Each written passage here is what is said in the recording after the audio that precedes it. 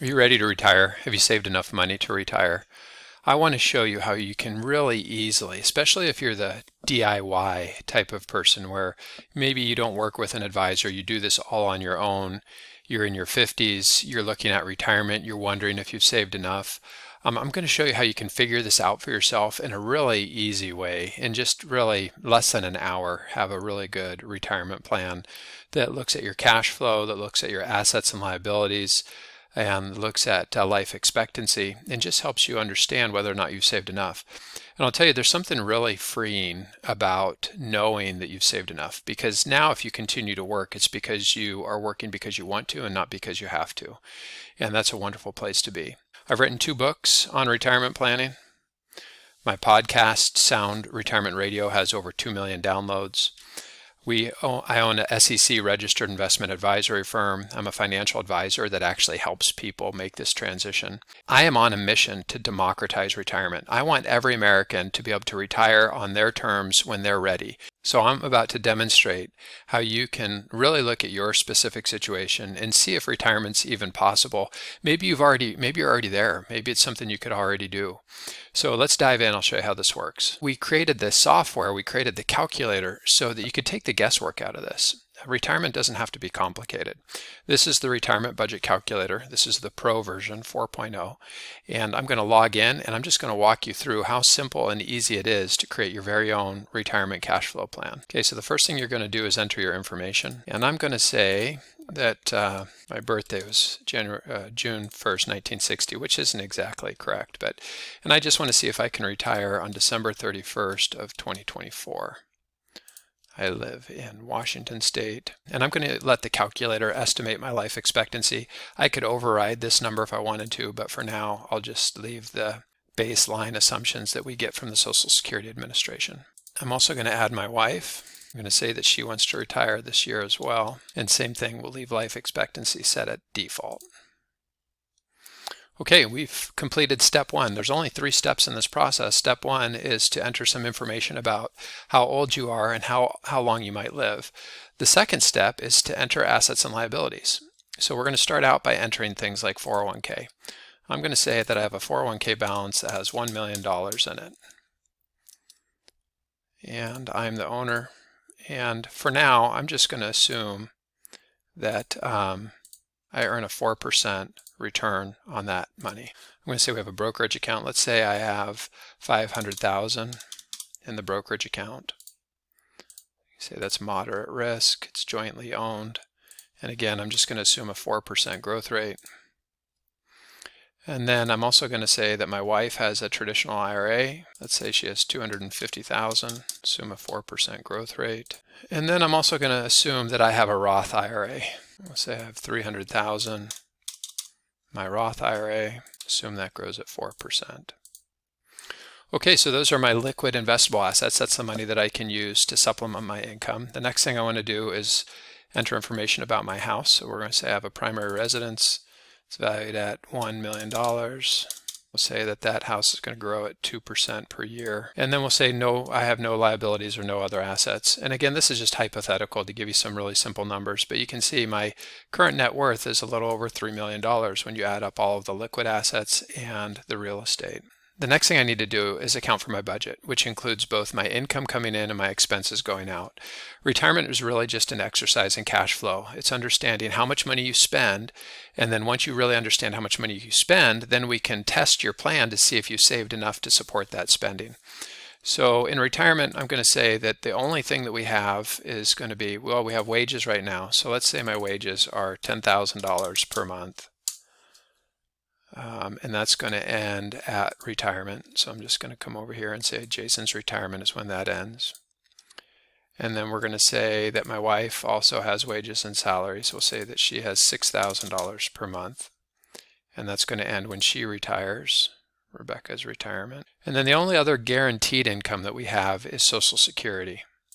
So in this section, you don't enter portfolio withdrawals because the calculator is going to estimate that for you. But we're going to say that Social Security for me is going to be $3,500 per month, and that's going to start at my full retirement age, which is 67. We'll say that goes up at 2% per year for inflation. And then I'm also going to include Social Security for my wife. We're going to say she's going to have $2,000 per month of Social Security. And that also is going to start at her full retirement age, 67. Okay, so I've taken care of all of the income sources. Now I need to put in my expenses. And you can really get detailed here. So as you can see, we've given you a lot of template data for a lot of the expenses that many people have. So you have housing expenses, loans and liabilities, food and personal care, insurance, vehicles, travel and entertainment. So you've got all this template data to kind of spark your imagination, help you remember what are some of the expenses that you have.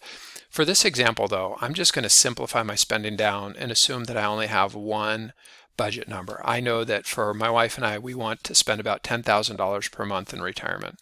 So I'm going to go ahead and put in a budget of we're going to say that that is $10,000 per month. We'll say all of those expenses are essential, so we need all $10,000 per month. We're going to say my expenses increase at 3% per year, and then I'm going to hit save.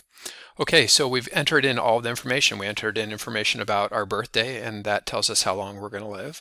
I've entered in information about the money that I've saved, and I've also entered information in about the income I'm going to have as well as the expenses I'm going to have. What we can do now is come down to the Retirement Optimizer, and we look at the future view. So here you can see right now this year we're expected to have $192,000 of income combined. We're going to have a couple of years with no income, and then at age 67 Social Security is going to start to kick in, and then by 68 we're going to have more Social Security. By 2029, when I'm 69 and she's 68, then we'll have both of our Social Securities fully kicked in at that point. We do estimated federal income taxes every year, and then we show how much net income you have. And then we also show what your expenses are going to be. And remember, your expenses are increasing every year with inflation, 3% per year. When we get down to age 75, we're modeling the required minimum distributions that are going to need to come out of the IRA accounts.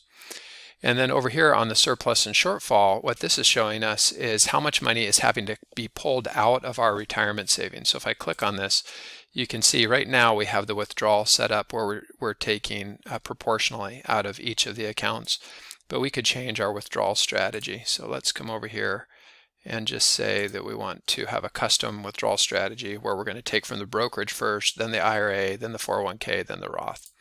Save that, and now you can see we're taking from the brokerage account first.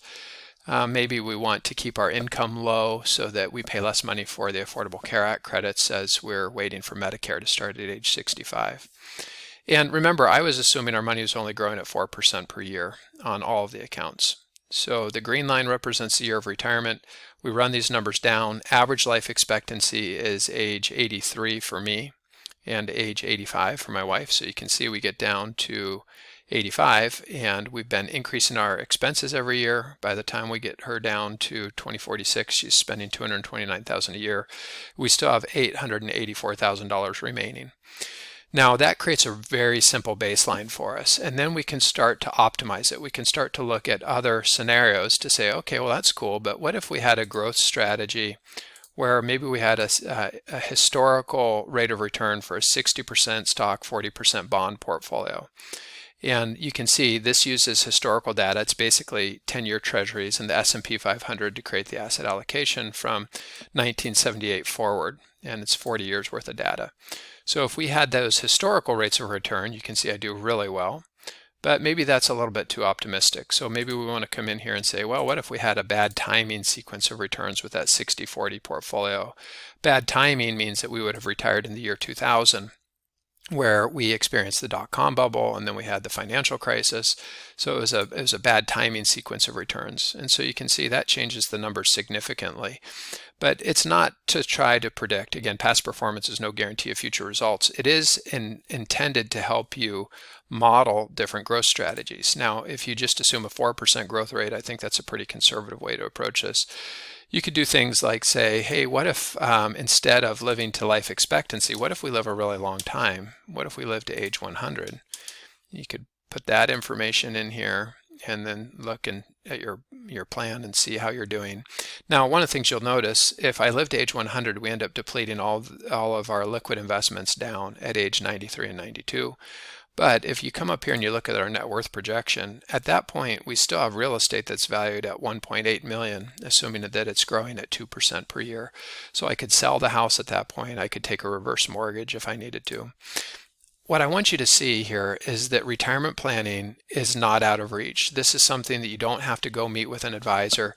You can create your very own financial plan right within the retirement budget calculator and just find out if you are there. Are you able to retire now, or do you need to work a little bit longer? Once you know that you have that freedom, once you know that you can travel, once you know that you can spend time with your family and your kids and your grandkids, and you can play more pickleball and go on more hikes and take the dog for walks and just do what you've always wanted to do, there's a real sense of freedom about that.